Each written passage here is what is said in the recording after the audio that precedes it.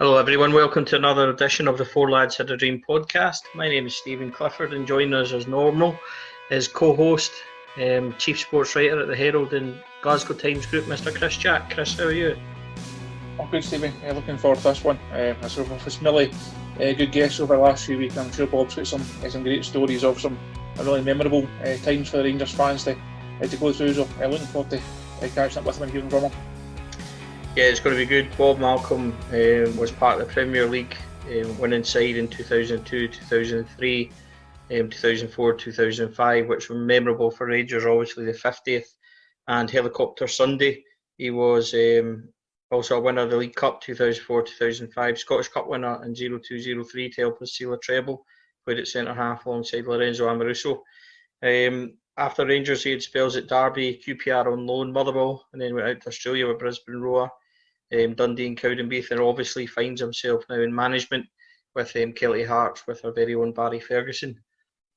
So it's a very good welcome to Mr. Bob Malcolm. Bob, how are you? I'm good, thanks. Yourself? Yeah, thanks very much for coming on and giving up your time to come and speak to us. Bob, so just getting straight into it. Your early heroes and influences in football growing up, what can you tell us about them? Well, growing up, obviously, grew up a Rangers fan. It was drummed into me early doors. My granddad, my dad, taking me. I don't actually remember going to watch games, but taking me to the training ground and stuff and seeing the players. I can remember going to the old Albion car park when Rangers trained there, and seeing players like Terry Butcher and Graham Souness, Durante, and fortunately enough, when I was younger, I never knew Durante, but my dad knew him and my uncle knew him through drinking in the same pubs and stuff. So kind of met him a few times, and he was the same as me, like a local lad, Rangers fan, and basically he was the one who I wanted to follow in his footsteps. So you would start, obviously, your early career with Rangers and things. Can you talk us through the kind of early part of youth football, and up until, obviously, you would have been at youths with the likes of Bomber as your coach and things. Can you give us an introduction into your early football years? Yeah, well, early, even before that, I grew up, obviously, in East End, the Glasgow boy, played with Blue Star Boys Club and from Lucchese. So played there for a couple of years.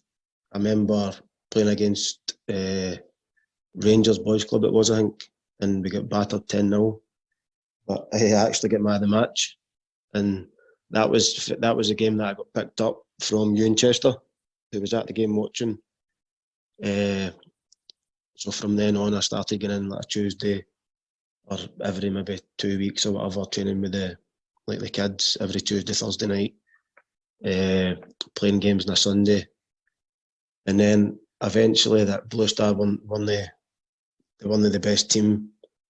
Even though it was a good group of boys, they won the winning things, and I wanted to win things. So at that time, one of the best teams was Wolves, and I went there. They took me to Holland one year to play in the Holland tournament, and then when I came back, kind of all hell broke loose. Even at a young age, I don't even know. I think I was maybe 10 or 11 or something, and Blue Star when they released my form thing, because them and Wolves didn't get on with each other, and it was crazy.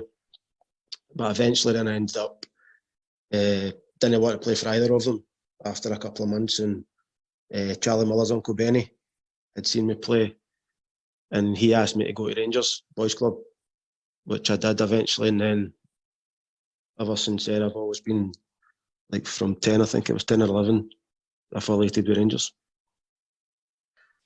Now, we always knew you as quite a versatile player, but what your kind of position growing up, and in your favourite position as a youngster coming through that spell of your career?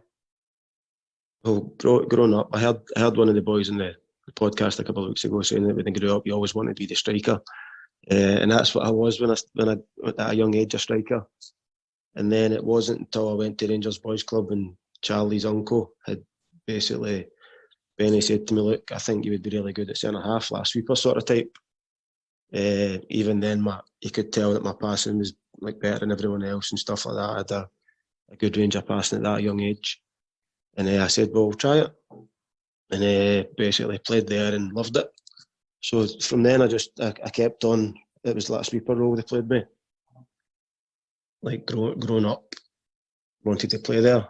And then as I got older, like going in training with all the other boys at the Rangers at Ibrox, then I was getting shifted about. I was playing centre half, I was playing centre midfield, playing right wing back. So I kind of at a young age I was still getting shifted about, but I wasn't caring because I was playing for Rangers, so it didn't bother me. Then as I got kind of into getting older, into like maybe 13, 14s, and I'd settled as a centre half, but could play right back if needed be. And maybe that was one of the decisions that's why I got signed as an S form, or what would you call it, the old Y form in it, when you sign it, like the old 14, YTS, 15, is it? yeah, the YTS. And I think that's maybe why, because I knew that I was versatile and could play a couple of positions. So at that point, kind of growing up and you start getting a taste of life at Rangers and things like that, who were your kind of early influences and things as coaches, and talk us through your kind of early career at Rangers, obviously pre-first team and things. Early career, obviously, Benny Miller, Charlie's uncle, was a big start on that at a young age. As you know, probably yourselves, playing in the boys' club level, you're basically just in having a laugh with your teammates and kicking the ball about and playing a wee 5-a-side and then going home. It's probably like a babysitting exercise for them. But when I went to Rangers, Benny actually had proper drills where he was taking it from like Rangers sessions, going and watching their sessions and stuff, watching all different sessions and giving us it. Even though it was hard for us to do, he never gave up on it. He just kept on doing it. And then as a group of players, we learned from his drills, and we ended up, I think we won the Scottish Cup, even though the better team at that time was, I can't remember the name of them, Hillwood and Pollock, who Peter McDonald and that played for. I think they had maybe 7 or 8 players playing in the same Rangers team as me, under like John Chalmers and that. But going on to that, like joining up with Bomber, and that was real, like going for a kid to having to be a man at 16 was tough because some of the stuff was mental that you wouldn't get away with it, but it was probably the best days of my life, to be honest. Being coached with one of the Rangers legends, plus John McGregor, who was unbelievable as well. And he couldn't do nothing but learn from the both of them. Maurice Ross spoke a lot about Bomber in terms of coaching. Maurice Ross says he was probably the biggest influence in terms of training him mentally, because he used to say things like to Maurice Ross, he obviously must have said things to you, but Maurice was saying, he would say things like, if you can't take me shouting at you, you'll never be able to take 50,000. Was that kind of the influence that Bomber had on you? And obviously playing in a similar, because Bomber was very versatile as well. A lot of people maybe don't know that about John, but he was left wing, midfield, left back, centre half, which obviously you'll know. But you're maybe a wee bit similar. How much kind of advice did you get from Bomber, and was he the kind of catalyst for you? Did you get on with him? Because I know that everybody seems to love John, but some found him more difficult than others, just because obviously he's intense and he does try and ready you. How were your experiences with John? Oh, I've had maps and done with Bomber. At a young age, obviously, I'd been sent off a couple of times against Celtic, and to be honest with you, I know people think Bomber was like volatile and things like that, and he was hard. He was a hard player, and he was a hard coach, and he wouldn't take anything about other than 100% effort, and if you weren't showing that, then he would let you know. But John McGregor was the exact same. You'd probably rather take a shouting off a Bomber than John McGregor, because he was he was obviously, his nickname was the Madman. So you'd rather argue with Bomber than John. But I can remember one game I get sent off at Bathgate Juniors against Celtic, and I think we get beat 3-0. And I'm sitting in the dressing room, and as I'm walking off the pitch, I can hear John McGregor shouting at me. But I'm not focused and thinking about just getting back to the dressing room. I've got in the dressing room, and I know there's only 10 minutes of the game left, so I'm thinking, right, where do I sit? So that I'm not on the eye line or something, the Bomber. So Bomber sits right on one of the old hampers, big metal hamper, and he's just looking right at me. And at this point, I've actually sat on my boot, because I'm thinking he's going to come for me here, so I need to protect myself. But he never done it. And he's obviously shouting and things, and gave me and another couple of boys pelters, which was fair. But as I say, that learned us. Some boys will probably come on and say they hated him because he was on their case all the time, but it was tough love. If you couldn't handle, as Maurice Ross just said, if you couldn't handle him shouting at you, then there's no chance you could play in the Rangers first team. So that gives you a good grounding when things kind of progress. Dick Advocaat's in charge, and you begin to get around the first team and things like that. Your Rangers debut in April 2000 rather, a 3-0 home win versus Dundee United. Now I hope that's correct, Bob, because lately, as Chris will tell you, my research hasn't been grand, so I hope all that's good, mate. Can you talk us through that kind of bit, what Dick Advocaat was like with you making your debut and becoming, I suppose it must have been like, living the dream for all of us, fulfilling a boyhood dream playing for your team?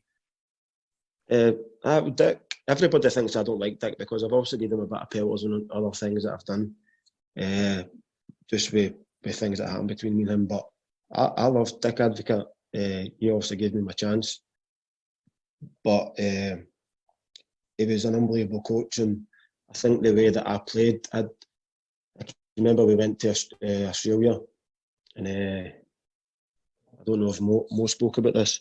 We went to Australia and played like the Australian national team at our level, and we played like, I can't remember the name of the team, but Rangers bought a team over in Australia. Ian Ferguson ended up playing for them later on, a couple of years later. But we played this team and we've absolutely battered them 5-0. And then we went to play the Australian national team, and they had a boy who was playing centre half who was very highly rated at his age group. So I think he was either a year, he was our age or he was a year below or whatever. And we went and played them. I think we drew with them, and to be fair, the big boy was decent. And I didn't know at this point, but when we came back to Australia, then I had been called in to train with the first team. And John McGregor, I don't know if this was him just trying to get on my back or no, and get me ready for it or no. But he'd basically said to me, look, that player that played for the Australian national team, Dick's trying to sign him. And I was like, no chance. And he's like, he is. So that was basically, he would have been taken for me and Mo. So I'm thinking, well, I'm getting a chance to train with the first team. I've also got to show Dick what I can do. So we gets in, we trains, and everything was fine. Gets in a couple of squads. Obviously at that time there was under 21 rules, so it was kind of a putting me and Mo in, taking us out, putting other players in. But he was making it worse for us because we were getting the itch. And what he'd done, which was quite clever, was like going to training. They would take me training for maybe 2 or 3 days, and then he would leave you, or he'd put you back with under 20s or the reserve team, and then he would take Mo for a couple of days. So then me and Mo know that, oh, look, you're training for a couple of days, I'm training for a couple of days. And he eventually started not taking any of us, and he started taking Andy Dowie. So me and Mo were going at each other. He must be going to play Andy Dowie, no being thinking about us. So it got us motivated and got us up for it. And eventually, as you say, I got the chance to come on against Dundee United, which was obviously a dream for me as growing up a Rangers fan. It's something I always wanted to do, and fortunate enough to do it at Ibrox. Just going to say, I think that team out in Australia, maybe Northern Spirit. Is that right? Northern Spirit, that's the one, yeah. And you would, just a quick one as well about your kind of early days, you would score your first goal for Rangers at Motherwell in a game that people maybe remember for Fabrice Fernandes as kind of wonder strike. Talk us through that, because you only got a couple, but talk us through that one. I can kind of remember it being a knockdown and you kind of stabbed it home. Is that right? Is that kind of? Yeah, I remember it was like it was at the Rangers end. Also, I think it was like maybe only a minute or two to go, and I actually had a laugh and joke about this with Scott Leach when I went to Motherwell, because I'd always, after that game, I always thought about, if I ever play against Leach again, I was actually going to absolutely smash him, because if you see in the footage of the game, when I've scored, he's absolutely melted me after the balls went in the net. And but because obviously I've scored, I've not felt that I'm buzzing that I've scored, away celebrating, and then I don't know until like after it that this is what's happened. And then I've always thought to myself, if I ever get a chance to play against him, I'm going to smash him. So years later, also I go to Motherwell and I say to Leachy, and he says, I just couldn't believe that you scored, and I was the one that was meant to be marking you. So we had a laugh and a joke about it, but yeah, it's obviously to play for Rangers in the first place was special, but to score that goal as well was it's hard to explain, to be honest. You've given us a wee bit of insight into your relationship with Dick Advocaat there, Bob. How was your relationship with Alex McLeish? He obviously comes in and has a really great start as Rangers manager. Did you see that as a kind of fresh start for yourself as well? And what was Big Egg like to have in the dressing room and have on the training ground? Yeah, well, I don't know if you know, just before when Big Alec came in, that pre-season, like I had been caught playing in a charity five-a-side game, and obviously being like, I was still only a kid at the time, and it was I was just thinking to myself, it was like pre-season, but obviously it got some press and blah blah blah, and Dick wasn't happy. So that's basically when the fallout happened between me and him. And then after maybe a couple of months, I was thinking to myself, well, I'm not going to get a chance now because Dick's not happy. So I actually said to my agent and Barry Ferguson's brother, Derek, at the time, I think he was the Clyde Bank manager, assistant manager. Like I need to try and get away, or I need to go and play games or something if I could get on loan. And John had said to me, look, there's a game against Wigan. If I say to Dick, could you play in it just to get your face out there? Would you play? And I'm thinking to myself, well, who's that I'm playing for? And he said, Clyde Bank. And I said, well, I don't know. But eventually I knew, I just went, why no? May as well. If I'm not going to get a game at Rangers, may as well go and try and get a game. It was basically for Wigan to have a look at me. So I was doing the plays in the game. I comes back up, and then maybe a couple of days later, Dick had left, and I'd been upstairs, and Alec had to come in, and basically straight away he said to me, look, I think there was maybe 9 games left. I don't think there was that many games left of the season. And McLeish came in just at, I think he came in just at kind of Christmas time.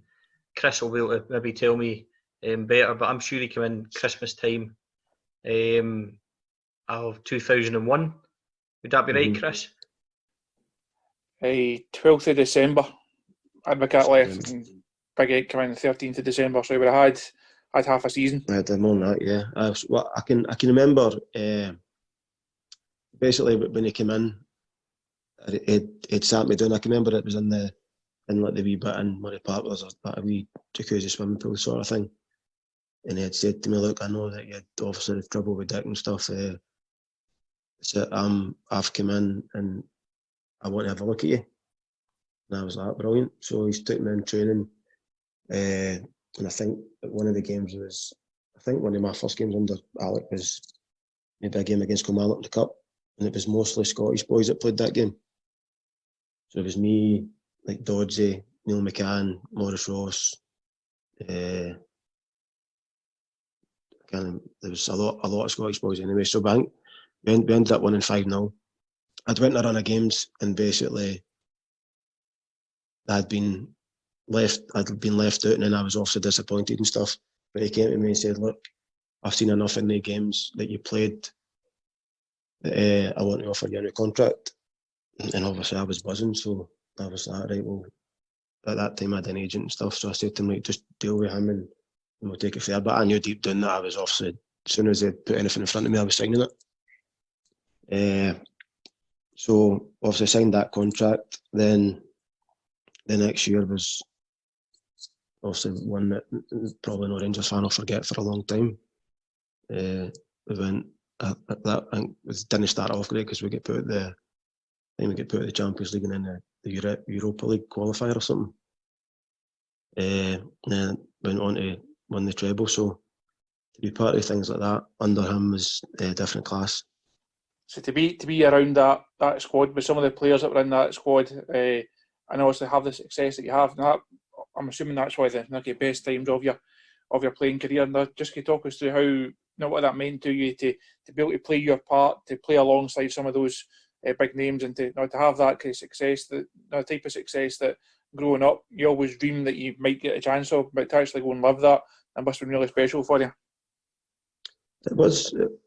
It's hard to put into words because when you're growing up, even when I'm saying go back to like 10, 11, 12-year-old, like you were going in maybe twice a week to training at Ibrox, and you get to see Ibrox, you're training on the AstroTurf across the way for the front doors. You're classed as a Rangers player, so you're always judged on things that you do. All the years, and I said a bit on Twitter the other day about Johnny Hubbard. He used to come training some training nights and watch all the kids train, and then he would maybe take 4 or 5 at the front door at Ibrox and say, look, he's a looking good guy. Just keep and makes our day. And he's maybe have a chance of playing in the first team. So and to be honest, I don't think any of us really knew who Johnny Hubbard was at that time until you actually grew up and realised how much a legend he was, and took the time out to speak to some of the younger kids.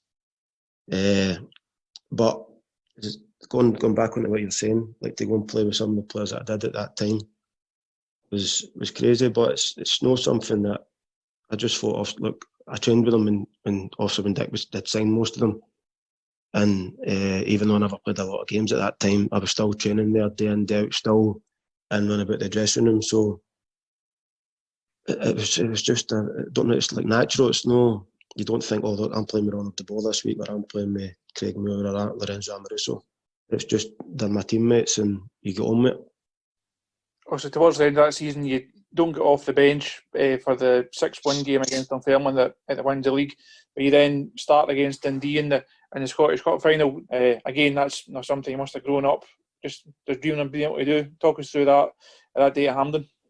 Well, it was, as I say, it's strange. Some of the games that you're not expecting to play and then you end up playing, like obviously going back to my play at Hampden, go back to my first Old Firm game was at Hampden against Celtic, obviously, and the game that the first goal when Larsson, when I've slipped and Larsson scored, like things like that the night before the game, everybody's saying to me, oh, it'll be good sitting on the bench and that in an Old Firm game, blah blah blah, and then I'm getting a phone call for the Advocaat to come to his room and saying, hey, listen, you're playing tomorrow.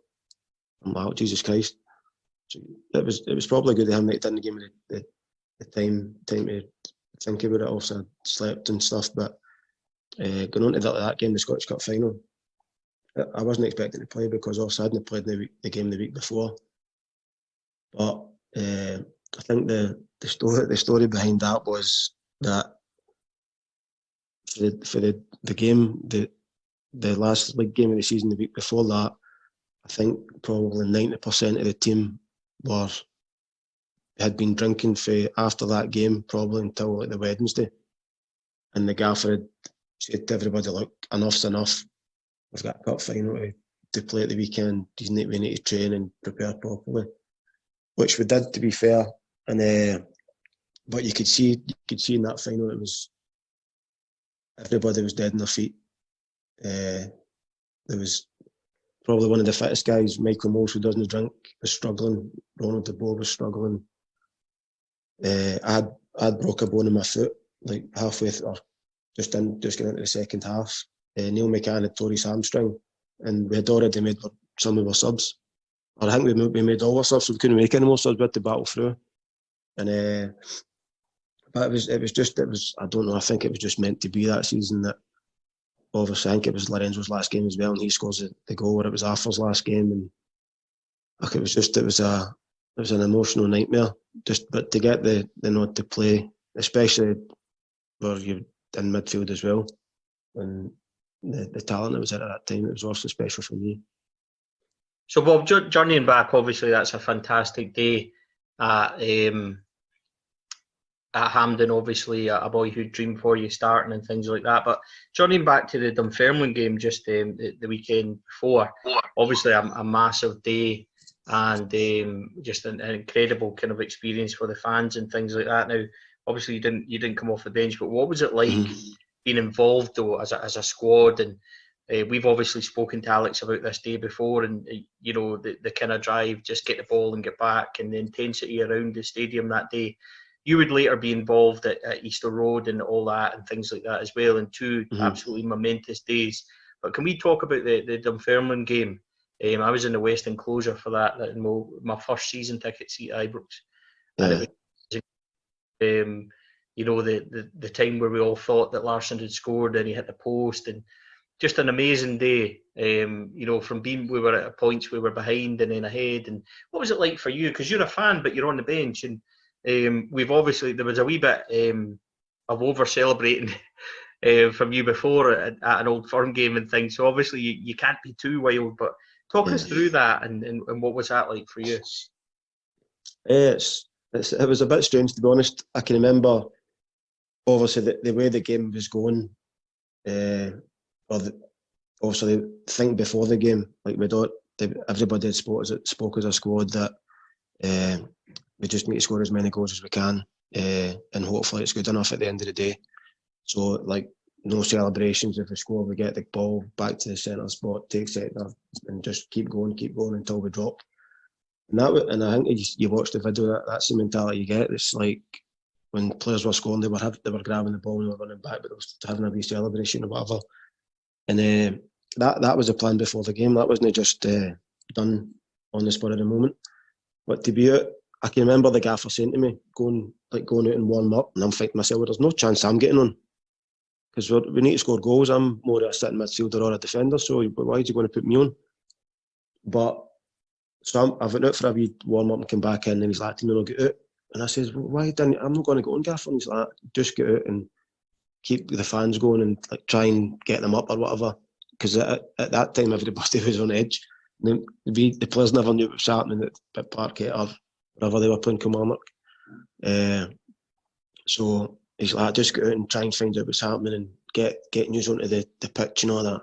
And I'm like, right, no problem. So I'm out there and I'm stretching. I'm thinking to myself, how the hell am I going to find all this information that we're just standing here?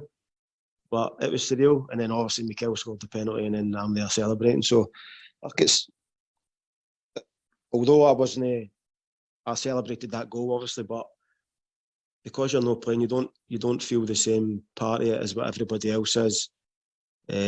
Obviously until after the game and that, and then you celebrate with everybody as normal and have a drink, have a laugh and a joke. But at that time, I'm thinking to myself, also, you want to play every game, and it's surreal. I don't know how to explain it. It was, you want to go on, but you're happy that you're celebrating our winning. You don't know what's happening in the other game. It was mental, but obviously it was, at the end of the day, the goals that we scored was good enough. The year after, or the season after, really, that summer Rangers we would suffer a kind of beginning of a horrendous kind of downsizing, which we spoke to Alex about as well. A lot of it, he didn't have a lot of time to plan for, and the season after, from the treble, was a major disappointment. What can you tell us about how difficult is it being in a dressing room where you lose figures like Amoruso, Newman, Moles, and then you're losing, obviously you would have been really close to Barry Ferguson, we know you're close, you work with him now. How difficult is that for you? Because I suppose there might be pressure on you to kind of take that mantle as Scottish players and things like that, and dealing with that season as a whole. How difficult is that? It was difficult, to be fair, because the season before, after the treble winning season, I think there was five of us come from Motherwell, Bothwell area, Hamilton. So the club gave us a big Honda space shuttle thing, so that we could all travel in together. And it was me, Stevie Hughes, Craig Moore, Barry Ferguson, and Kevin Muscat when he signed. So we would travel every day, and it was probably the worst thing the club could have done, because pre-season, the first pre-season, or it was obviously the gaffer's first pre-season as well. Kevin Muscat just came. There was a thing that I think it was Craig Moore who invented, one of these stupid things that was called Shandy Time. So what it basically was it was like a team building thing where it was only us five that got involved, nobody else got involved in it. So on the way home, travelling home, if anybody said Shandy Time, we would have to go to the Bothwell Bridge and have 3 or 4 shandies and then home. So that happened every single day pre-season. You'll think to yourself, oh, legs are killing you, want to get home, get to sleep. But always somebody would say Shandy Time. So every day pre-season that year, and people think that I'm like talking rubbish, but every single day of that pre-season, we were in the pub every day. And looking back, it's probably horrendous. It wouldn't happen now these days. But I think us 5 did that time. It was team bonding, because 4 shandies don't get you drunk. But it was just we were all in the same car. We were in it together. And to be fair, Craig Moore and Barry Ferguson were probably 2 of the. Barry was the captain of the club, and I think Craig at that time was maybe, I don't know if he was vice captain or he was a respected by every single player anyway. So the fact that the 2 of them were there, I think, rubbed off on the rest of the squad that season. Even like guys like Arthur Newman's, not so much Lorenzo, because Lorenzo wasn't much for going out all the time, but like nights when we were going out, Arthur would be there, Michael Moles, even though he didn't drink, would be there. You would have, out of a squad anyway, 25, 26 players, you would have a good 20, maybe every couple of weeks. Now, if I had to go through a full season like that and have that amount of people taking part was massive, and I think that was a big thing for the squad and pushing through and getting the treble that year. And then for Kevin Muscat to leave, Amo to leave, Newman to leave, Barry later on, it was also tough on the squad, and that's a lot of characters away. So to try and fill that, and obviously the gaffer's not got much time to do things like that, and trying to qualify for Champions Leagues and things like that. So look, he got there in the end. He got in the Champions League, and he signed a few big Soto and that. And although it probably wasn't at the outset challenging for league, I think we were a good bit back that season. But the players that he brought in, even though it didn't happen that year, built itself for the following year. Just when you speak about team spirit and that kind of team bonding there, Bob, obviously going into 04-05 and how that season unfolded, and the kind of such memorable scenes at Easter Road in the final day. How big was that spirit that season as well? You obviously it became famous for Big Marvin and Can You Keep Believing, but with guys like Shota, Dado Purcell, Nacho Novo, plus the core of the Scottish boys as well, there must have been some good team bonding moments in that campaign as well, and that must have really kept you going. Like you don't achieve what you achieved that season and in the final minutes of the campaign if you don't have that collective will to winning spirit amongst you. Yeah, it's massive. Even in today's game, if the team spirit's not there, then they're not performing to their maximum ability. I don't think anyway. Even that season, like Dado Purcell, I can remember doing pre-season, and I hated pre-season. Everybody who's played with me will tell you the same thing. I didn't like it. It always took me 2 or 3 weeks longer than everybody else to get to like their maximum fitness or whatever. But I can remember seeing, obviously Dado had just come back for the Euros or the World Cup or whatever it was he played in, and he was just training himself. And then we went. So you're not really speaking to him because he's coming in doing a maybe an hour session while we were still training, and then he was going away. I think there was maybe 3 or 4 of them would sing later on, were doing the same thing. And then we went a pre-season tour. I think it was Germany or Austria. You know, the old everybody, the new signings came in, need to sing a song.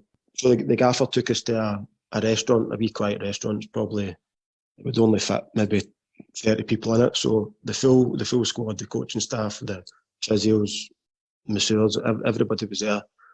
So we had a meal. The gaffer put a couple of bottles of red wine on the table and stuff. And Dado stood up. Now he started singing a song, a Rangers song, and we were like, "How the hell did you know that?" He's obviously went away and done his homework. And ever since that day, that was him. He got everybody, all the players, the Scottish boys that was there, he got all the respect straight away. He just carried on. He was mental, he was nuts. And I think it started off as a laugh, but then as the months go by, then you realise that that's his character. Even though he's a big, friendly giant, and I've seen quotes of him saying that he was a warrior, and he was a warrior on the pitch. He was a warrior in training, he was the same. But in the dressing room, he was like every normal person, loved a laugh and a joke. And I think him, Nacho coming in as well, players like that, was what the club needed. It was something different, even though probably, and the guys probably know themselves, the quality wasn't the same as the players had left, like the boards and stuff, but they made up for it with their goals and grit and determination. As the 2 main highlights of that campaign, the Motherwell League Cup win, winning 5-1, and then Easter Road. We'll get on to Easter Road in a minute, but the 5-1 game at Motherwell, I feel as cup final wins go, a fairly comfortable one for you, but was that quite an emotional day for, especially like the Scottish boys again in the squad, given the David Cooper connection, what that final meant to both clubs? Yeah, I think it was both clubs had a big following that day because it made it was the David Cooper final and stuff. But what I can remember, that was, I think, if my memory serves me properly, I think that was a couple of weeks after the Dundee game, and Big Marvin had done his knee, and obviously Marvin was first choice centre half at the time, and we didn't know if he was going to make it or no. It was touch and go, and basically he trained a couple of days, and I think the gaffer had maybe pulled him and said to him, "Look, big man, obviously Marvin wanted to play," and he's like, "I don't know if you're moving properly and stuff," and I think the big Marvin had basically said to him, "Look, I want to play, but I don't know if..." He'd done his cruciate basically, and he still wanted to play. That's how much a warrior he was, and that's why that game, because obviously Jimmy Bell, through tradition, always had cup finals at 1-11. And that day that I had still had my normal number 12 on. And it was because, obviously, I didn't know if Marvin was going to be playing or no. So instead of changing the numbers, and I just kept the number that I'd already had, obviously I was going to be on the bench. But so that was the reason behind me still having the number 12 on. But going on to that game, it didn't start off. We started off with I think was it Maurice Ross that scored first, and then I think Motherwell equalised, or it was a close game at the start anyway. And then also we at the end we ended up winning 5-1, I think. But I think as well during that season, that you say that the team spirit, there was a moment in that game, even though we were 5-1 up, when me and Barry were arguing with each other, and it was all because he lost Philadon at a corner, and Phil got a header and it ended up going over the bar, and I'm saying to him, who's marking him? And he said, "No, it was me." And I said, "Well, any chance of picking him up then?" And he's like, "Shut up, yeah, fat, whatever." And I saw him shouting back at him, the two are shouting at each other on the way back to take the bye kick. So that's the way things were. On the pitch, it's probably, Barry's admitted himself, he was a nightmare. But if you don't have players like that driving you forward, then your club won't go anywhere. And that he at that time, he was the driving force behind all these squads, even at a young age for him as well, to be handed the captaincy and take that on his shoulders and the responsibility. I think a lot of the fans really when the BBC were showing the Dunfermline game a few weeks ago, there was a lot of social media stuff and a lot of online stuff just about how good Fergie was that day, but not just that day, not just that season, but through both his spells at Rangers. It's hard to underestimate just how class a midfielder he was, and also how huge an influence he was both on and off the park. Yeah, he was massive for the club. Even it was, to be honest, that never just came for him when he was in the first team. He'd been like that for years before, even like when we were younger as well, coming in and playing in Glasgow Cup games. Fergie would maybe be older and you were allowed to over his players, and he would come in and play. And he was like that then as well. So he had that in him. I don't know if I know his dad Archie, and his dad Archie's a great guy, and I think the way that they were brought up winners, especially with Derek playing for Rangers as well, coming through at that time. He was brought up a winner, and he's probably instilled that in Barry. But as I say, it was massive for the club at that point. I'd probably go as far to say if he wasn't there at that time for the quality he had and the driving force, even small things like when times were tough, like getting the group who he thought could get, even just a stupid thing is going for a pint and taking like maybe 5 or 6 boys, and it wouldn't just be all Scottish boys, it would be some of the foreign lads, just so that they know that we're not doing what we should be doing. And then they were going back, and like if there was a Dutch guy there or whatever, or Italian, they were going back and like speaking to the boys, and it galvanised us again. Even though we had no chance of winning the league, like in one of the seasons, it got us going. It got that bit of fight back in us, and that was all down to him and guys like Craig Moore, who they weren't just happy with sitting back and getting beaten. They wanted to do something about it. We had Alex McLeish and Alec Ray on the podcast. Two of them just went on a 20-minute ad-lib spell talking about Dr. Sunday. It was hard to get the two of them to shut up, but it was great listening to their memories of their respective views of that day. Your view sitting behind Big Egg that day on the bench, how was the 90 minutes for yourself? Oh, it was, to be honest, the first part of the game, it was the same for me. But I knew we had to win the game. Obviously, we had went to that game not expecting to win the league. I'll be honest with you, we were not expecting to win it. We went with, through the years, Rangers have always travelled to games like that, club suit, shirt and tie. That game, we went with our tracksuit on. It wasn't a defeatist thing, it was just, listen, we'd done it a couple of years before, the Dunfermline game. Went in the last game of the season, we weren't expecting Celtic to go and get beat off Motherwell Fir Park. So once you know that also Celtic were ahead, and we're like, right, at least we knew Hibs weren't going to come for it, because the less goals that they conceded was obviously they were going into Europe.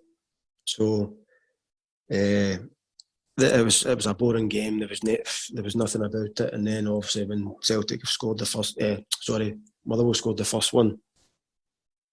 Like big, you see, I don't know if it's the first one or the second one, but you see Big Egg turning into the bench going like, what's happened? And he's like, it's one that Motherwell have scored.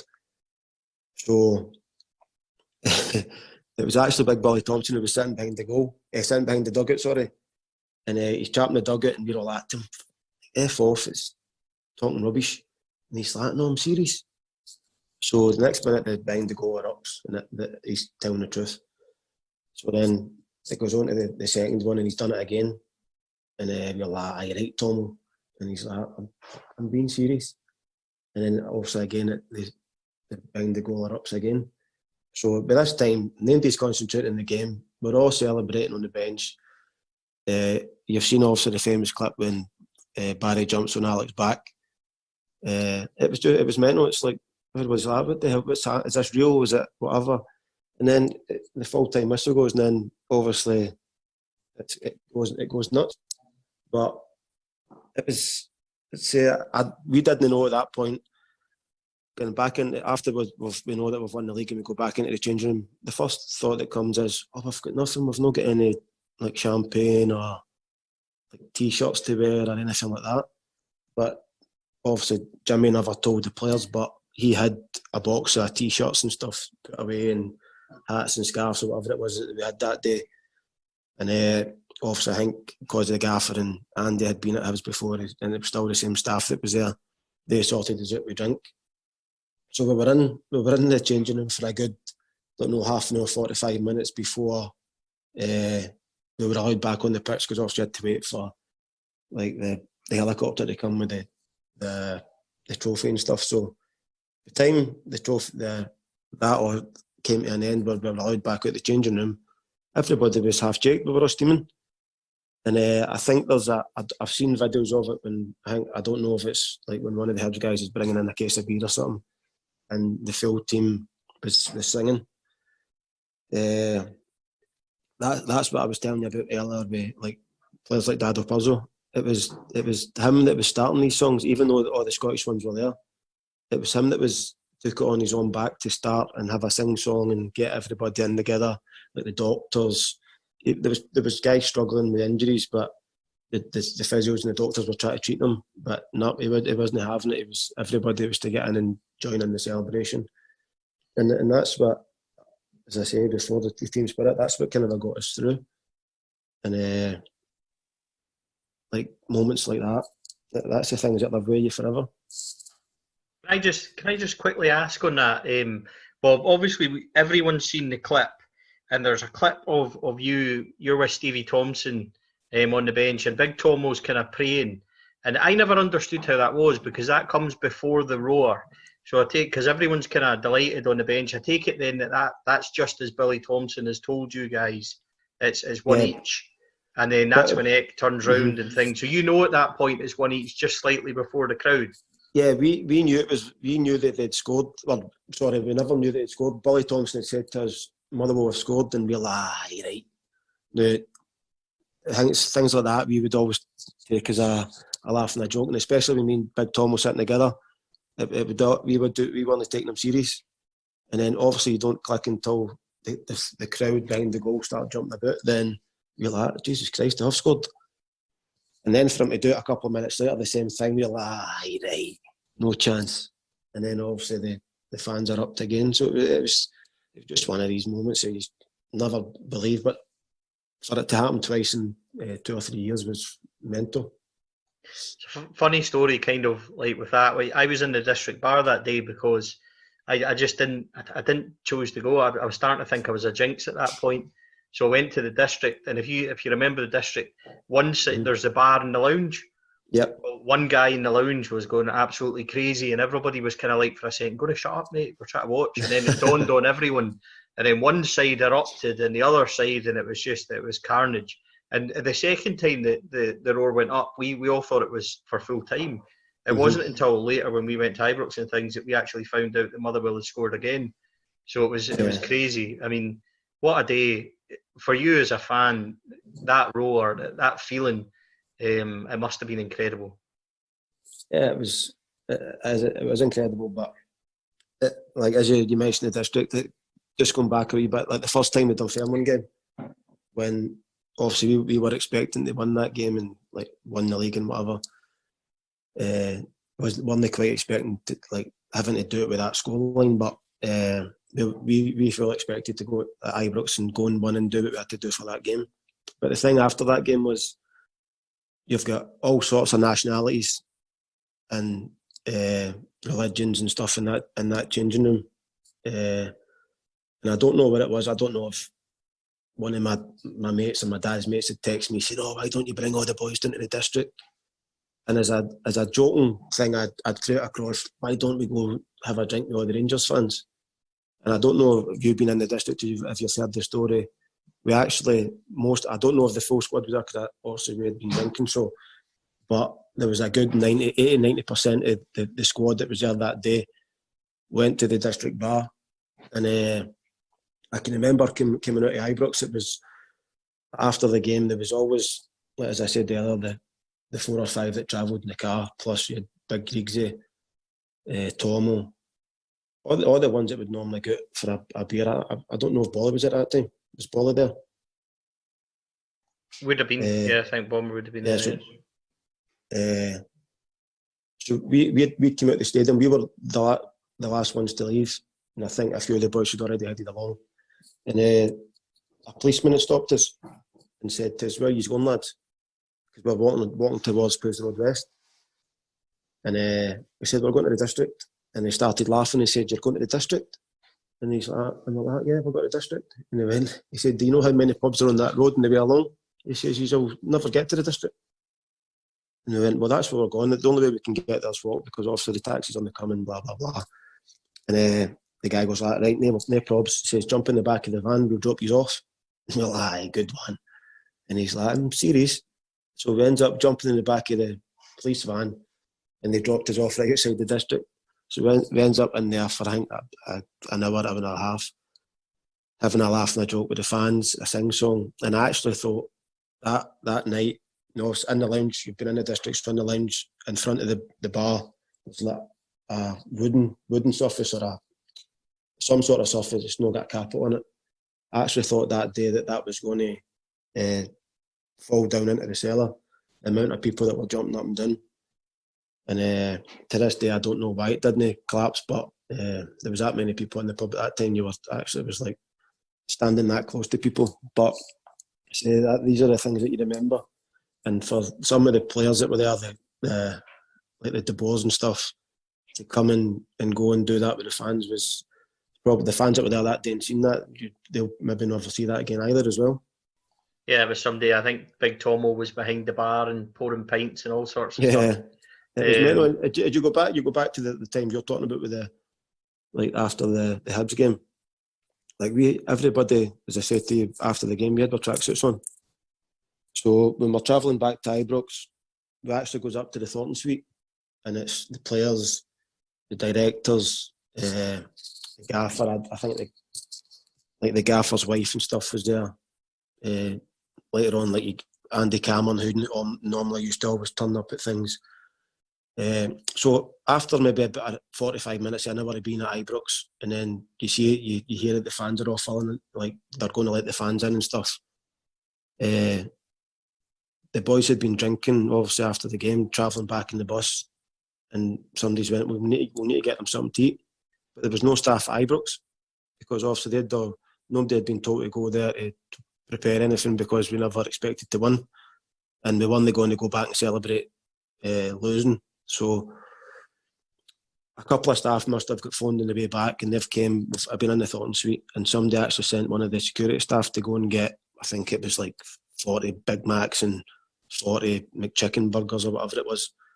And that's what we had to eat. And we ended up going into Glasgow that night where everybody had their Rangers tracksuits on. Big Marv still had his Keep Believing t-shirt. We were in Tiger, and it was mental. I think there was a couple of, I can remember Big Mark Kelty being there, and he was obviously a pundit at that time, and he was with a couple of reporters and stuff, and it was crazy. Maurice Ross, who was there that day, I know you just spoke to Maurice, he wasn't even on the bench that day, and he had every picture, every celebration thing that day. Maurice has got his full strip on with his football boots, and he had them on in Tiger later on that night. It was mental. Aye, funnily enough, he didn't mention Tiger in the football boots. I'll need to chin him about that one. Bob, just heading into the kind of summer and the come down, it would turn out to be Alex McLeish's last year. Obviously, before the kind of things finish up you under Guen. Before we kind of go to that, the last season was again from the ultimate highs of the likes of the treble. It finished. It followed that pattern. Your final season at Rangers. Your thoughts on that? Final season, as you say, it was to go for two incredible highs and then two incredible lows the following seasons. I think that's, you hear people say legends, right? I think that's why 9 in a row team, every one of them who played in the 9 in a row era, should be classed as legends for being able to churn out nine titles in a row. You don't understand this until you play for Rangers, the amount of pressure that the fans put on you, to be able to take that on their shoulders every week. And to be honest, they drunk a lot more than what we did in their days, and to be able to to do that year in, year out for all the years, then full respect to them for being able to do that, because as what you say, like being two incredible highs that I experienced, and then going to the following seasons to try and keep that up was tough going. And I think at the times both Old Firm teams were they were toe to toe. The players that they had in both squads were up there with right good squads at that time, but we fell short on a couple of occasions, and obviously the gaffer had left. We knew that after a certain point the gaffer was leaving, so it was a tough one for everybody, because obviously we loved the gaffer. I loved him especially for giving me that big proper chance, but after Dick had gave me a couple of games, so for to see him leave was hard for us, and all the ones that he gave the opportunity and brought to the club, like Big Marvin and that as well. What conversations did you have with Paul Le Guen, Bob? Now, was there a conversation, or did it just become fairly evident early on that you weren't to be part of his plans and he didn't fancy you? Was there a particular moment when you knew that the writing was on the wall and your Rangers time was coming to an unfortunate end? I can't. Well, there wasn't really a conversation. I did have a conversation with him before. But I'll go back to that when I knew that he was coming. Like, I think we had every year, obviously Rangers have a sponsors dinner and stuff, and I can remember me and Barry and a few of the boys had stayed back, and the gaffer was there with his missus, and like me and Fergie were saying, like, why don't we go and sit and have a drink with the gaffer? We might not see him for a while and all that sort of stuff. So we goes down and we sits with him, and to be fair to the gaffer, he said to me, look, Bob, I know you've got a year left, I had a year left in my contract. I don't think that this guy's going to be the man for you to take you forward. And I'm like, what do you mean? And he's like, I've heard stories about him. He's tough. He's hard on fitness and stuff. And like even though I was fit, the gaffer knew that like pre-season I had to be pushed and stuff. And to be fair to him, he knew what I needed. I needed games, and that's why probably most pre-seasons under him, I took part in most of the games to get me fit quicker. So we went to, I can't remember what it was, but I did the NASA thing. That end of that season. So we knew that Le Guen was coming, and I went and did a question answer thing. And somebody had mentioned to me, what you thinking about Le Guen coming in? And I just basically said, well, that'll be me knackered now that he's coming. I heard he's doing a 7-day Sahara run or something. So that's me knackered. So everybody started laughing, but I can remember then me and Barry went to watch Big Craig on the World Cup in Germany for a couple of days, and we flew back the day before pre-season started.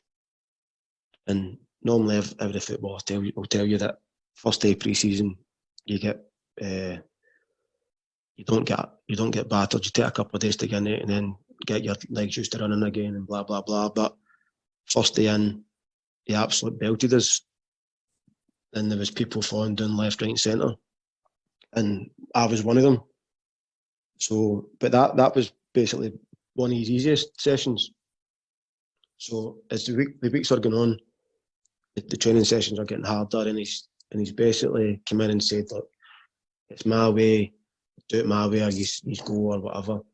And he basically changed the full setup of the club. Like, we would always be in for a certain time. So like, just say training started at 10 o'clock for all the years. Like Dick came in, and Dick was a disciplinarian, where he said everybody has breakfast at this time or everybody has lunch at this time. If you're not here, you get fined, which was fine. But then for him to come in and basically say, and everybody in at this time, you'll train, then you can go home and then come back in at like 3 o'clock and we'll train again, and you'll finish at 5, and everybody's like, well, we've got kids, people need to drop kids off at school or pick kids up for school. He says, why can we not train in the morning, have a normal 2-hour break, and then train in the afternoon, and then everybody can go and do what they're doing? But he wasn't having it, so that was the plan. Everybody in early morning, do your training session, and then basically you would have 4, 5, 6 hours to do nothing. So for some of the boys that was fine because they stayed within the training ground, which was like maybe 5 or 6 miles from the training ground. For us, me, Fergie, the boys that stayed a bit away, you have to fight through the traffic to get back to Hamilton at that time. So it's taking you an hour to get home. It's taking you an hour to get back through traffic again to get back into the training ground. So you weren't getting back to the house till 7 o'clock at night. And I know people think, listening to this, they'll go, well, that's what normal people do. That's what normal works are doing. But as a footballer who's used to getting up, training, and being back or doing whatever for like latest 4 o'clock, 5 o'clock, it was unheard of, especially for Scottish football players. Sorry, I know that in Italy they've got a tough regimes like that where they train 3 times a day in pre-season and whatever. But to bring that in and just be hit with it straight away, there's no warning. This is it. Or if you don't like it, then basically you can go. So I think that was his downfall right at the start. There was nobody bought into it. I never bought into it. I know Barry never bought into it. You had the French boys who weren't having it. You had Dado was still there. Jean-Pierre Fan, Oliver Bernard, he was there still. And they didn't buy into it. And the thing, like, and it sounds, it's no sour grapes. The training sessions were getting longer and harder, and everybody was getting fed up. Even a boy for the East End, and I look back at this and it's a laugh and a joke now, but at the time it was serious when we were doing, like, it used to give us like 6 1-kilometre runs, but it was continuous. So you were getting timed on every kilometre you did. And it was basically around the full youth side of the training ground. So you'd start on the gravel, run all the way around the gravel bit of the pitches, then having to jump up the big steps, run along the concrete, and then that was you back to the start again. After like the second lap, you start finding myself and like the ones that were kind of struggling a bit, cutting corners. So we were cutting over the big bit where the trees were at the back of the training ground to save a couple of seconds. And then like once you're done the third lap and you're on to the fourth lap, then you've got Dado Purzo, you've got Oliver Bernard, all the French guys who are meant to be like having this guy's back, we're all doing the same thing.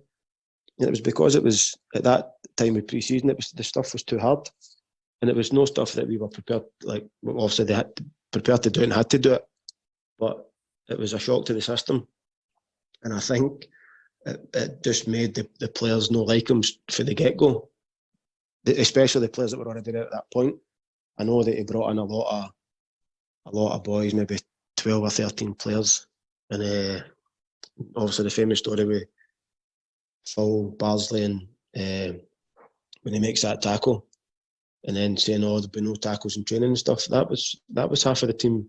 That was their game, tackling. So to bring that rule in was obviously, that was me knackered. That was Phil Barsley knackered. Gavin Reid liked to tackle. It was just crazy. And then I think we played a behind closed door game at Murray Park, and they'd left me and Big Marvin out. And I'm saying, well, his big thing was that I wasn't fit enough yet. I'd still had to train for another week and stuff. And my point to him was, right, I understand that. I've had that problem every year, but I still need to take part in the game so that I'm still playing and getting some game time, even if it's 10 minutes. And he said, no, there'll be no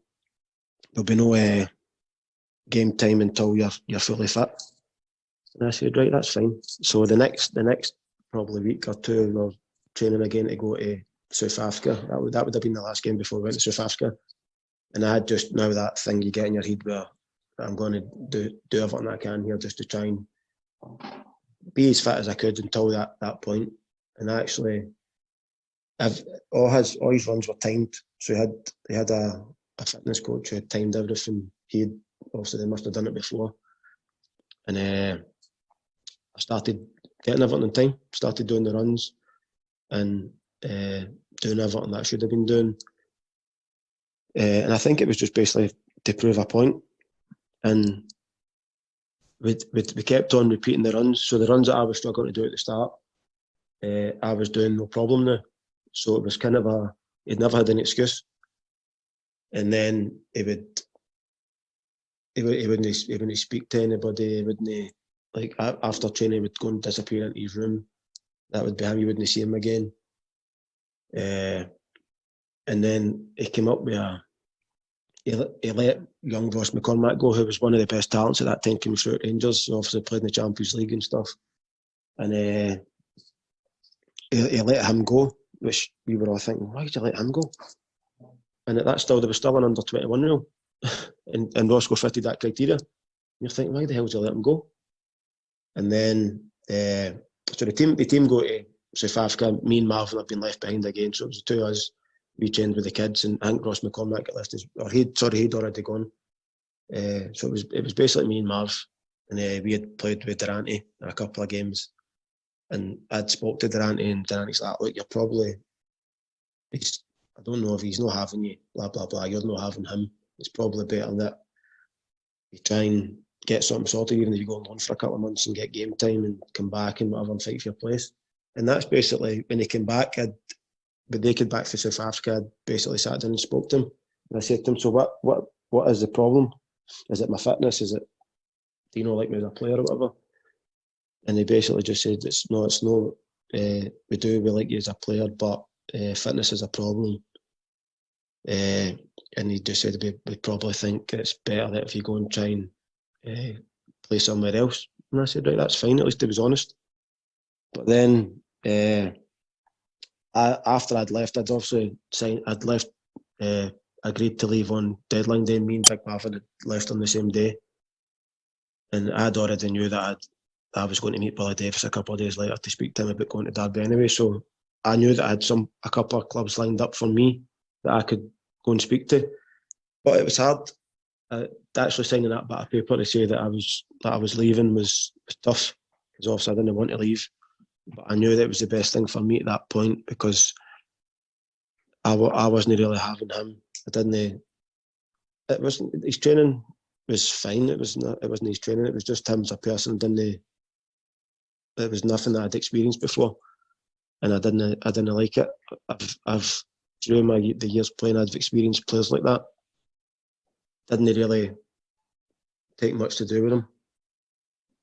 So I didn't really want to take much to do with Paul Guen, to be honest. And after I'd left, probably the best thing that happened to me was David Murray phoned me. And like through the years of being in the Murray Park and stuff and at Ibrox, everybody was scared of David Murray.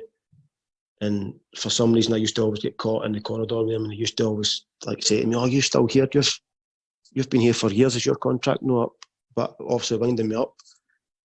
For him to phone me, like, I think it was the day after I'd signed the paperwork, to say, "Look, thanks very much for everything you've done for the club." And I can't remember the full conversation, but I just basically said to him, thanks for giving me the opportunity, and that he would keep in touch and stuff. And to be fair to him, he hasn't kept in touch, and the only thing he did was send a couple of cases of wine for his vineyard in France, which was good of him. But it was tough that year. And then, to be honest, I don't think he actually knew what he was coming to in Scottish football. I think he knew obviously he was coming to a big club, but I don't think he knew what he was letting himself in for, as in the club itself, the fan base, the size of the fan base, what they're like if the results don't go for them. I don't even think he knew about the under-21 rule, because he'd actually, after he had let Ross McCormack go, he tried to get him back because he had found out about the under-21 rule. And then that was the whole reason that he signed two young French lads who came into the squad and basically were involved for then on. And but listen, the club at that time, it will always be in my heart. But at that particular time, it was probably time for me to go. I knew that I wasn't going to get a chance under him. But then 6 months down the line, obviously Walter Smith comes back and he's away, and then you think to yourself, oh, if I just stayed for that extra couple of months and fought through it, I might have had a chance again. But listen, I went on to play with Derby and loved my time there as well, and playing the Premier League. So some things are meant to be, I think. if we bring it up to modern days, Bob, in terms of managerial and coaching aspirations, get thrown in at the deep end with Barry down at Blackpool, but then also the last couple of years in at Clyde and had a really successful season, albeit a kind of strange one, by how the things have unfolded over the last couple of weeks. At Kelty, are you enjoying that side of it, and how is Barry the boss compared to Barry the player? I'm assuming just the same type of character, both on and off the park. He's much the same. He's mellowed down a bit, to be honest. I think he's at the first when we went to obviously Blackpool, it was fine because we were full time. We had the players every day, and it was hard because at Blackpool you're already inheriting a team that Barry played in. They were his pals, and then for him to try and go and manage them and get them and dig them out of a hole that basically they'd been on a bad run, and that was hard. The club was hard. The fans were on the players' backs. The fans had I don't even know what it was with the chairman. It was mental. They like throwing tennis balls and tangerines onto the pitch and stuff. It was mental. They didn't like him. They didn't want him there. They wanted him out. So that it was a crazy for especially for Barry, for his first job, to try to go through things like that and pick a team that was try to keep in the championship. And to be fair to him, he'd done it. We kept him up, and obviously the chairman had different ideas and brought somebody else in for the following season, which was fine. But I think his expectations for obviously going full time all his career to want to learn the trade at Clyde as a part time level. I think he's also done it the right way. He's learned his trade at the lower leagues. Well, both of us have. And I think some people would probably say, "Oh, you're mental. You always stay as high as you can." But at that time, that was the only job that was available. So, listen, we done it with 2 years. We were at 2 and a bit years. We were at Clyde. We got them to the playoff final and obviously lost it to Queen's Park. It was for the budget we had. It was good. We done well. But I think from his expectations for full time to part time, I think he could do the same things at part time as what he can at full time, which is obviously hard because you've only got the players twice a week and on a Saturday for the game, plus they're out working every day. He never got the at the start like guys phoning you at 6 o'clock saying, "I can't make work. I can't make training. I'm still at work." And that's what kind of I got him angry, because obviously him as a player, he was always on the button training wise. It was always done to the best of your ability, and then to come in and obviously me and him are planning a training session, and then you're getting a guy saying, "Oh, I'm stuck in Kilmarnock," or "I'm making excuses because they don't want to train because I've had a tough day at work," or yeah, we actually had an excuse of one of the players that he had broke down in the motorway, and he was stupidly enough, Barry had said to him, "Where have you broke down?" And he said, "I've broke down in this place." And he said, "Well, I'm just passing by down there, I can pick you up." And he's like, "Oh, no, I've pinged me that I've broke down somewhere else." So you're like, "Oh, geez, this was the sort of excuses you get at part-time football." So we kind of, the second year at Clyde, we kind of tried to knock that in the head. The players that we were signing, we basically said to them, "Look, you have to make training. We understand that obviously family situations and stuff. Family always come first." So we'd said that to the boys, but we knew that, like, we signed Peter McDonald, who's the same age as me, but still good fitness, still scoring goals. He was a coach at Rangers, and one of his training nights was a Tuesday. So we basically had to explain to the players that, look, we've agreed this, but it's still need to, he'll be training himself, or he'll be training with the kids at Ibrox, so he'll still be training. And then we've just basically carried that on to Kelty. As much as hard as it is, you need to, I know you're getting it's a hobby basically, because they've got their own jobs, but they're still getting paid with the club, so they need to turn up.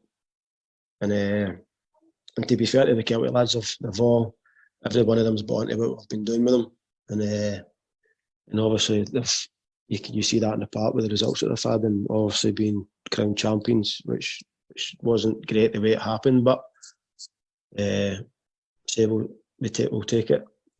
Whether we just need to wait and see what happens further down the line, if there's going to be a reconstruction or whatever. But the lads deserve the praise for everything they've done for this season. Just as we wrap up, Bob, because you've been brilliant with your time with us, but a couple of quick questions. One of them I wanted to ask just a wee bit on your management, with obviously yourself and Barry. Who's a good cop and who's bad cop? What's the dynamic like there? do they come to you and say, "Oh, Bob, Barry," or is it, how does that work for you? No, I think it's look, we're relaxed. Training, we've spoke to the players, and we've had to have them in. We actually go and if we both can't go to the meeting, like when we're signing a player, both of us go and try and meet the player before we sign him, so we can get the gist of what he's like as a boy and what he wants to do. Or is he just here to pick up a couple £100 or £100 or whatever? Or does he got a bit of ambition that he wants to go and do something?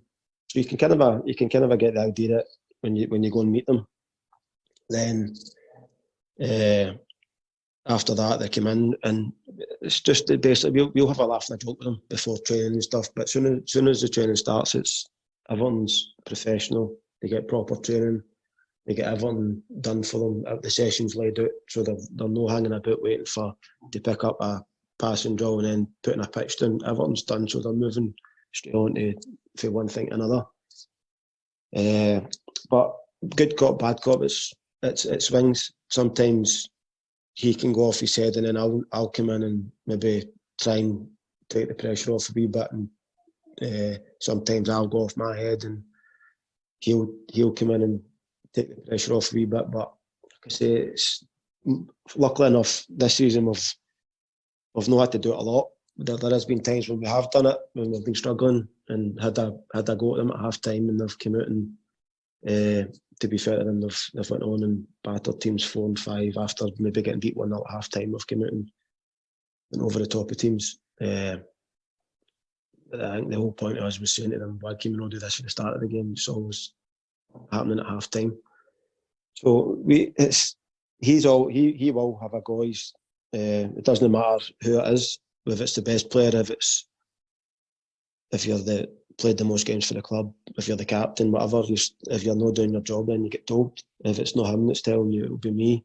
And if it's not me, it'll be one of the other coaches. So there's enough of us there that we see everything. So if one of us miss something, then even if we miss it during that 15 minutes we've got with them, then we'll get to it at some point. We'll speak to them later on after the game. And even sometimes you can say things in the heat of the moment, and maybe you try to explain something to one of the players, and you're having a go at them, and then actually you realise later, maybe a couple of days later, that wasn't the same bit you were talking about or whatever, and then you pull them in and say, look, I apologise for saying that, because that's not really what happened.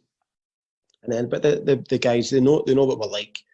They know that if you put the hard graft in for that hour and a half training and put it in a game, then we won't have much trouble with them. It obviously becomes a problem, and they're not doing their jobs properly, and they're not training at the best of their ability. We like to end our podcasts just by asking a couple of quick fire ones, and normally we will ask your favourite goal in your career. Well, there wasn't many. Favourite goal, I'd probably go a Dundee goal at Ibrox, just for the fact that it went in the top corner. But that was cracker with the left foot, if I remember. Yeah, it was. Yeah, a swinger. Ended up in the top bin. So, well, actually, my probably the better goals was for Motherwell. To be honest, I scored 2 free kicks right at the time when we were pushing for European spots, and we needed the points, and was lucky enough to score a couple of goals for them and get us in that position. So, but the one that always sticks for me is the one at Ibrox. That was my only goal at Ibrox. So, yeah, I'll go for that one. Top moment of your career? Top moment? I think, obviously, getting the chance to play for Rangers, the amount of times that I did. But I think just even if it was just one game, then I lived the dream. Every Rangers fan. So for a moment, then I'd probably say out with my first game and getting that's just pulling the strip on that time. I would say maybe the Champions League being one of the first, or being the first Champions League team. Sorry, to qualify for the next round, and obviously the way we done it in the group that we came out of was a wee bit special for the squad that year. And the final one we like to ask, and we've had some great ones. Stuart McCall talking about Gascoigne with the waders and things like that. Funniest story from your time, and you've had a few crackers. The celebration in front of the Celtic dugout is always kind of brings a smile. I remember that game quite well. But what's your funniest story from your career? Funniest story from my career? Well, it'll go. I'm going to, since I mentioned Shandy time there, I'm going to mention a story about that. During the week between winning the league and the cup final, we had a leaving party. I think it was Arthur Newman's leaving party, and we were all meeting up in Guen, I think, or the Rotunda it was. So you can imagine, obviously, we were, after the game, I think the game was on the Sunday, we were all out on the Sunday night, so carried on to the Monday, drinking during the day, and then we go to the sponsors' dinner on the Monday night. And then obviously the Tuesday was a leaving do, so usual typical fashion, Scottish boys, come on, we'll meet up for a couple of pints during the day and blah, blah, blah. So we goes and we meets in the Camp Paul Volks in Bordeaux. It's changed now. It's still the Camp Paul Volks, but it's changed inside. It's a different layout. But it used to have a wee room in the back. It had a big TV and stuff in it, and a pool table. And there was me, all the usual ones: Kriegsy, Kevin Muscat, Craig Moore, Barry. Can't remember who else was there. There was a couple of more there. I think Maurice Ross was there maybe. And Kevin Muscat's wife was away, so he wasn't bothering. I was single at the time, so I wasn't bothering. Griggsy was his usual self, didn't give a shit about him. So we were all having a laugh and a joke, but we had knew that one of the boys that hung about was Ian, that Barry's wife and Craig's wife were on the phone to him, where are you? They need to get home and stuff. They've got kids to look after and things like that. So we had been hiding for them. They never knew that we were in this pub. Ian had said to them, I had met them earlier and they were in like the bottom of Hamilton or something. So they'd been scouring all the pubs in Hamilton. And we weren't there. So they'd go to the opposite side of like Uddingston. And like the pubs that we used to drink in Uddingston, they would go and check all them. So they were working their way along until eventually they found us. So if you can imagine, like the door gets kicked in at this pub and Griggsy's playing the machine and I'm standing next to him. And just as the door gets kicked in, Griggsy's actually won the jackpot in the puggy. So me and him are jumping about as if we've won the lottery, having a laugh. Just at that, as Margaret and Heather, Craig and Barry's wives have walked past us. Next minute, all you hear is slap, bang. Heather's went and slapped Craig. So the next thing, Stephen Hughes has ran by us. Kevin Muscat's ran by us. He's going like, run. So me and Griggs are like, what's happening? So next minute, we've ran out the pub. There's a taxi sitting waiting. Kevin Muscat's feet are hanging out the window. He's jumped head first through the taxi window. His legs are dangling. I'm like, what the hell's happening here? So we've jumped in the taxi and it goes away. So we go to Guen. Then we find out the next day that obviously the boys had been dragged home and whatever. But it was just mental. It was a couple of errors. Obviously Griggs won in the puggy just as the time that they came in, hearing the slap, everybody scattering at the pub. It was mental. But that's one of the things that when you speak to the boys that was there that day, that's one of the things that's always mentioned. I could just imagine Griggsy trying to press the collect button, grabbing the pound coins, and then everyone running. He'd already, when they'd won it, the coins started coming out. So that's why we were jumping about, because all the coins were coming out. I think it was like, I thought the puggies back then, it must have been like 40 quid or something. So the coins were dripping out, and just as that they've walked in. So it was mental the way it happened. But it was funny looking back on that. Even Kevin Muscat always says that that's one of the best laughs he's had at that time. Even the amount of celebrating we did that season, that was one of the funniest things that he's seen, and it was probably one of the funniest things that I've seen. Just the way it worked out. Wasn't it Barry, but it was funny for us. Bob Malcolm, a huge thank you to you coming on. You've given up so much of your time to tell us your stories. We didn't even get a chance to speak about Derby and the rest of your career and things like that, but you have had a great career. You're a treble winner, a double winner at Rangers. You lived the dream for all of us, and we really appreciate you coming on to talk to us on the podcast. Thanks, guys. Thanks for your time. Bob, best wishes and good luck to yourself and Barry at Kelty and things. All the best. Thanks, guys. Thank you. So that was a fantastic insight from Bob Malcolm. Somebody, again, these guys just give up their time and come and talk to us, and Bob was with us there for 90 odd minutes. Some great stories, brilliant on Paul Guen and his time there. He certainly did live the dream. A treble winner, double winner, as I said. Chris Chatty, that was a brilliant insight from Bob. Really good. It's always good to catch up with Bob and get a chat with him. I say somebody that played at a really successful time for Rangers under Alex McLeish, and also played with some great players at Rangers. But I say giving you that real insight into the behind the scenes stuff and the team bonding, the nights out. As you say, his stuff on Paul Guen was excellent. Really giving the fans a good insight and a good bit of detail into the life of a Rangers player. Yeah, absolutely. Another great guest. And we'll just keep coming with the podcast. As I said, we are very thankful for our sponsors, KGM Printing, and also Custom Kitchen Factory, Ali, and the boys. They help us out, and go and check them out. They've helped us raise a lot of money for Rangers Youth Development, and this is non-profit. We don't do anything for profit. What they provide us, we kind of use for editing and things like that. So we're very grateful for them. And it's a thanks to Stuart Franklin at Gersnet. He edits this and puts it all together and makes us sound good.